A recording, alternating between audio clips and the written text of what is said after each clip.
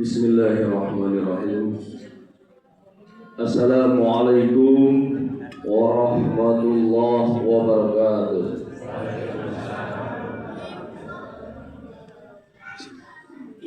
Alhamdulillahi arsala rasulahu bil huda wa dinil haq liyudhhirahu ala dini kulli walau karihal musyrikun.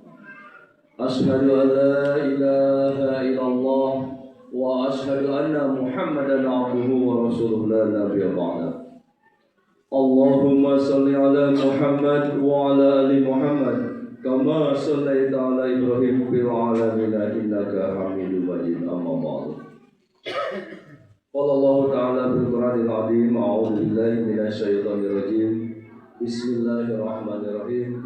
Ya ayyuhalladzina amanu kutiba 'alaikumus syiyam kama kutiba 'alal ladzina min qablikum la'allakum tattaqun. Subhanallah.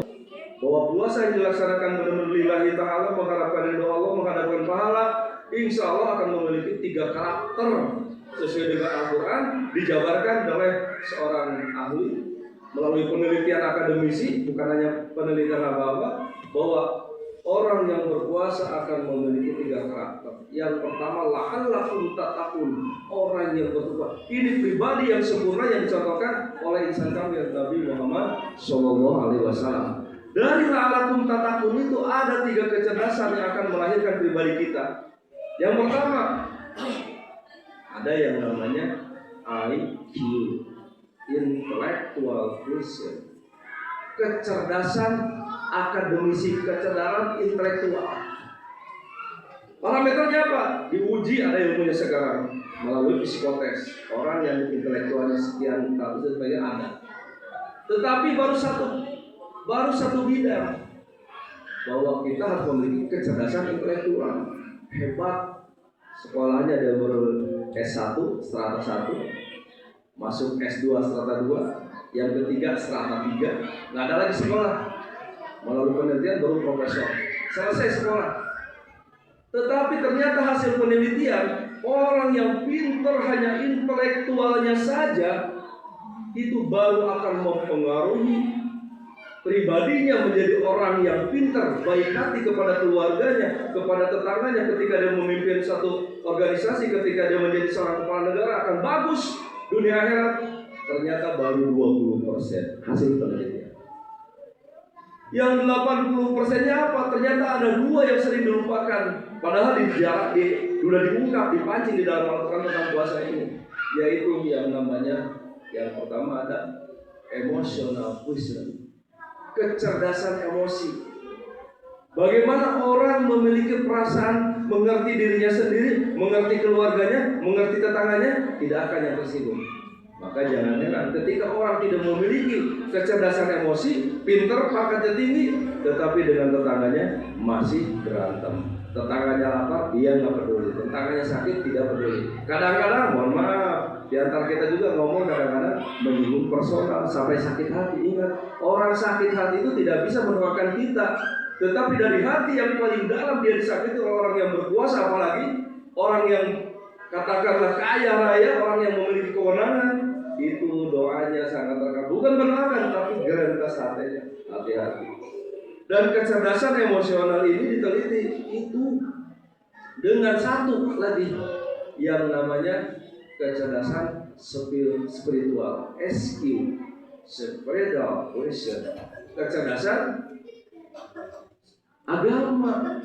Nah, ternyata kecerdasan agama di sini dengan kecerdasan memiliki 80% akan mengantar orang membuat menjadi hebat, tetapi dia santun. Orang sukses tetapi dia baik. Cek bahasa, mohon maaf, bikin KDM, cager, bager, pinter, lengkap. Jadi la'allakum tattaqun itu dijabarkan dalam 3 kecerdasan. Kecerdasan intelektualnya is okay, siap. Kecerdasan emosional rasa temendah ada, siap. Yang ketiga kecerdasan spiritualnya lengkap. Khusus spiritual bukan hanya memahami tingkat akademisi, bukan hanya ibadah makhluk. Mohon maaf Bapak Ibu sekalian, ternyata yang mengantar kita masuk surga itu ada 2. Yang satu kesalehan ibadah langsung kepada Allah. Yang kedua ada kesalahan sosial, bahasa agamanya hablum minanas. Masyarul muslimin wal muslimat rahimakumullah. Sudah 10 menit. Ya, 1 menit lagi. Kesimpulannya. Jadi melalui ibadah saum ini sebagai sentral pelatihan yang dikatakan dalam Al-Quran kebenarannya pasti, dilaksanakan pasti berhasil. Dalam sejarah, siapa sih yang bisa dirubah dengan konsep ini?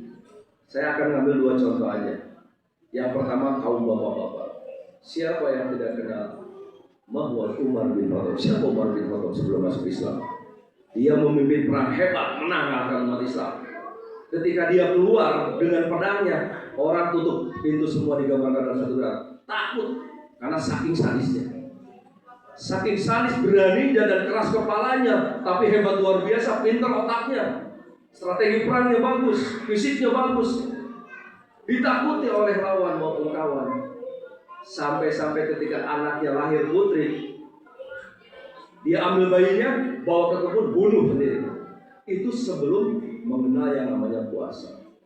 Tetapi melalui proses pendidikan masuk Islam, dididik melalui pendidikan saum ini, ternyata Umar yang begitu preman, yang begitu ganas, yang begitu galak, begitu sadis, tunduk kepada Islam. Sami'na wa ata'na. Menjadi pribadi yang luar biasa, mengikuti 3 kejelasan. Itu yang pertama. Yang kedua, dari kaum Hawa, dari kaum ibu-ibu. Siapa yang tidak kenal Siti Khadijah? Ibunya umat Islam. Orang cantik walaupun janda, tetapi kemampuan intelektualnya, kemampuan emosionalnya, spiritualnya, dia mewakili kaum Hawa masuk Islam. Disebutkan dalam satu riwayat, ketika dia sudah masuk Islam, kemudian dia melakukan suatu puasa yang benar, mencapai tujuannya, maka dia termasuk orang nomor 1 agniya. Dalam bahasa sekarang itu orang terkait apa? Haji, orang konglomeratnya di sana. Tetapi hampir 100% kekayaannya untuk Islam diperjuangkan oleh Nabi Muhammad sang suami tercinta. Jadi kemampuan intelektualnya, kecerdasan emosionalnya, dengan spiritualnya, itu adalah hasil dari puasa yang tadinya belum mengenal Islam. Masyarul muslimin wal muslimat rahimakumullah. Maka pada kesempatan ini kesimpulan yang harus kita ambil, yang pertama, ibadah sholat berjamaah dari mulai Isya dan seterusnya, ibadah sunat tarawih dan seterusnya, itu harus kita lakukan. Yang kedua, tetapkan tujuan kita bahwa kita benar-benar melaksanakan ibadah puasa sesuai dengan tuntunan Rasul secara ikhlas, dalam hati mencari ridho, kemudian mencari pahala dari Allah. Insya Allah 3 kecerdasan akan mengantarkan kita sukses di dunia di akhirat. Bukan patokan pakai pangkat, tetapi sesuai dengan kapasitas masing-masing. Akhirul kalam yang benar datangnya dari Allah. Salah hilang pribadi salam, mohon maaf. Akhirul kalam, assalamualaikum warahmatullahi wabarakatuh.